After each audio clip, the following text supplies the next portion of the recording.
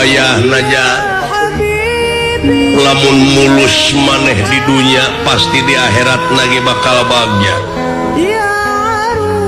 Wayah nak lain oge disebut alam pana alam ruksak.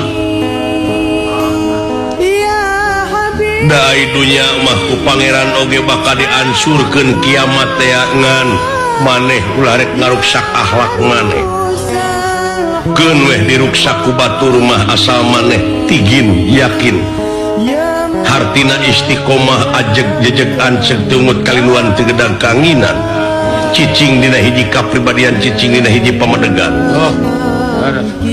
Wayah naja lamun mulus maneh di dunia pasti di akhirat lagi bakal bagja. Wayah nak lain oge disebut alam pana alam ruksak. Dai dunia mah ku pangeran oge bakal diansurkeun kiamat teh ngan maneh ulah rek ngaruksak akhlak maneh. Keun weh diruksak ku batur mah asal maneh tigin yakin.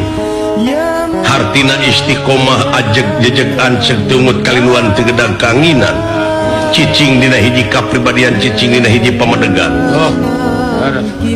Wayah naja lamun mulus maneh di dunia pasti di akhirat lagi bakal bagja.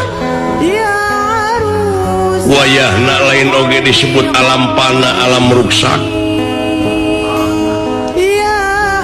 Dai dunia mah ku pangeran oge bakal diansurkeun kiamat teh ngan maneh ulah rek ngaruksak akhlak maneh. Keun weh diruksak ku batur mah asal maneh tigin yakin. Hartina istiqomah ajeg jejeg anceg tumut kaliluan tegedang kanginan. Cicing dina hiji kapribadian cicing dina hiji pamadegan. Wayah naja lamun mulus maneh di dunia pasti di akhirat lagi bakal bagja.